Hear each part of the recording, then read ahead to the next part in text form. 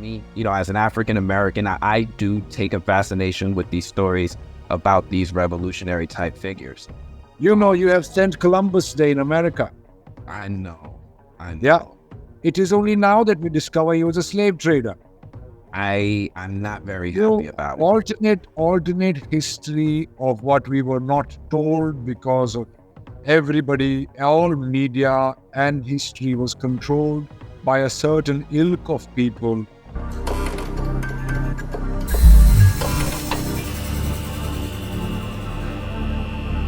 Thank you so much for taking the time to chat with me today. I know it's got to be like a whirlwind promoting this new movie.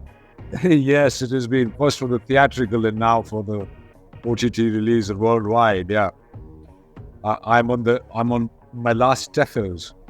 I have to say, between the acting, directing, and everything else, you must have some secret stamina reserves. Like, did you find the fountain of youth? Like, how are you able to do all of this? I think there was an immense drive to bring this story to light in the kind of authenticity and the new age treatment that I was trying to follow. I saw Gandhi, and it was very staid, still frames, lot of just, I got bored watching it. So if that was the story of watching, there was a story about a man of non-violence. Here I was making a movie about a man of violence or violent thought. So I had to be aggressive about it in terms of the music, the camera, everything else, and the thought behind it. So, and I was starving. I was a hangry director on the set. If accolades do come towards the movie, it should be to my cast and crew for tolerating me. But when you eat less, you have a lot more energy. And so, yeah, I used to be the first one on set and the last one to leave. I used to sleep for 3 hours, 4 hours, be up everybody's ass throughout the filming. But unfortunately, this movie took over 2 years to kind of reach people. And that kind of tired me out, and being underweight for so long was not healthy. So it was a very edgy affair. Well, thank you so much. The quality of your effort comes through in the film. It really shows how much you care. This movie, it dives deep into Savarkar's legacy, beyond just the historical events. What message or takeaway do you hope audiences get from the film, especially considering the complexities of his life? He was a complicated person, and I believe that a person is a result of the circumstances that the person lives in. These days, we judge too easily people who lived 100 years ago by the parameters of today. Wokeness, so to speak, can be one of them. But these people lived many years ago, and the circumstances at that time were different. And it was important to create the whole and make Savarkar a part of it. So I've taken the route of telling the story of the armed revolution, especially overseas in foreign countries. From India, we know about the freedom struggle, and the imaging of India is that of non-violence and Mahatma Gandhi. And it was only because of him that India got that freedom, him and his, So it should be very interesting for people across the world to watch this movie, and I've made it for an international audience. In that sense, it's not a Bollywood dance and music affair. So that people get to know more about India than just Mahatma Gandhi. And there was an opposing thought process or opposing ideology that believed in violence, in killing the British. There were very few of them, in killing them and driving them out of India, rather than just, keep doing fasts unto death, which nobody died in. And ironically, the man of non-violence, Mahatma Gandhi, was shot by a bullet, and the man of violence, Vinayak Savarkar, fasted unto death. Actually, he died in the end of his life. There were so these things I wanted to bring to the people, not only just in India but across the world, and that's what my attempt was. And there has been a very, because this movie released in the general election of the country, it got a very right-winger propagandist sheen to it in terms of people's reactions, because people don't want to hear the alternate story.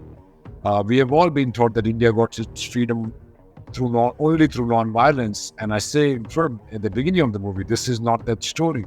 So it is a disruptor movie, and I've made it like a gangster movie, and I've used very nouveau techniques, like I break the fourth wall. I've got very nouveau editing techniques, very interesting camera angles, and all those things. I got my background music done in France. So I made it for a world audience, not only Indian audience. And funnily enough, between 1946 and 1950, 30 countries got their freedom from the British colonial rule, and none of them had a Gandhian.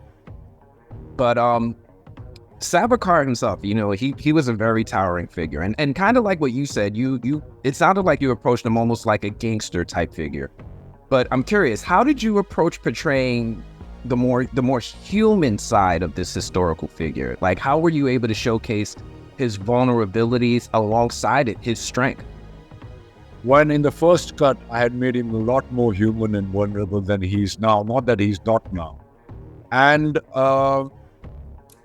that kind of, I was telling the story of an inspirational person. So there has to be a certain kind of extraordinariness to that person. Though I show him as a brother, as a brother-in-law, as a son. I show him as a vulnerable human who's eating and shitting in the same cell that he's in solitary. And I show him almost vulnerable to the popularity of Mahatma Gandhi, almost jealous of him, and him himself accepting the mistakes. That is, when the guy who killed Mahatma Gandhi, Nathuram Godse, says it's all Gandhi's fault, he says, no, everybody makes mistakes, so do I. And after the Hiroshima Nagasaki bombing, which is the single most violent act in the history of the world from the good guys of the war, happened, he says, if violence, then how much violence? He almost says violence is not good. He says there has to be a purpose to violence, and our purpose for violence was our independence from the colonial slavery that we were under, not for world domination. So all those things are a vulnerable side to him. When he comes home, he has no work, or he's banned from, his degrees are taken away, his books are banned, he's got no way to make a living. And then when he sees food for the first time, it's almost like, he breaks down. That's the only time he really breaks down, because that was the cruelty that they did to him in the cellular jail when he was there, which was made after they stopped sending people to Australia. They made this new island colony of criminals, or so-called criminals. So all the people who took up arms were sent there, and all the people who followed non-violence were jailed in palaces.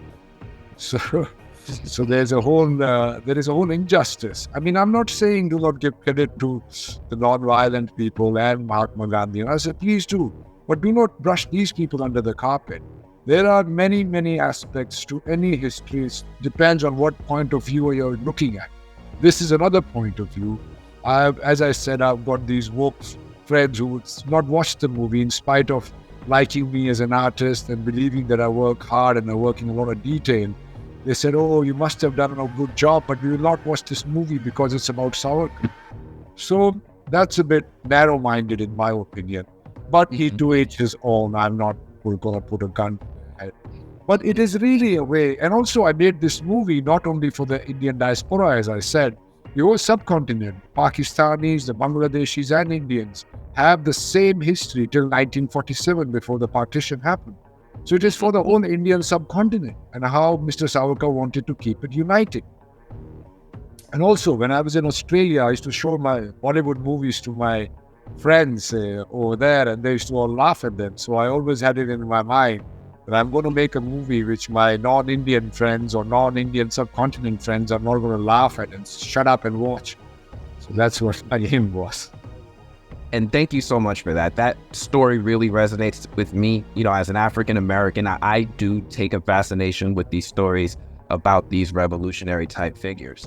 You know, you have sent Columbus Day in America. I know. Yeah. It is only now that we discover he was a slave trader. I'm not very happy about it. Alternate history of what we were not told because of everybody, all media and history was controlled by a certain ilk of people. All those things are coming out and widely being shared on social media. And that is the revolution that the world is going through, the information revolution or the withheld information coming out. And my movie is a part of that. So you touched on something real quick about alternate history and how we're just now learning about Christopher Columbus. Savarkar's story has been open to interpretation, especially looking back from today. I'm curious, have you ever encountered any interesting fan theories or maybe interpretations that surprised or resonated with you? See, Savarkar is a much maligned political figure in India, not just now, since 1947 or even before that. First, the British maligned him. They gave him 2 life imprisonments, which was given to nobody and very, in solitary. So he's being maligned in India, and a lot of people call him an apologist of the British and many, many other things. And I just have one question for them. If he was an apologist for the British, why did they keep him in confinement for 27 years and not let him out? He wrote bail petitions, which were a right of any incarcerated person in any judicial system. And they say that he apologized. He said no, he wanted to just get out so he could carry out his revolution. And promises made to the enemy are not to be honored. So there are many, many such conjectures that have been in the public or have been perpetuated in public memory in India, which I'm just trying to present another point of view. You might agree with him, you might disagree with him, but to just shut him out is absolutely unfair, like it has been for so many years. Well, thank you so much. I really appreciate you taking so much of your time today. I very much appreciate it. Randeep Hooda, thank you so much for speaking with me, the movie blog. I look forward to speaking with you on your next project.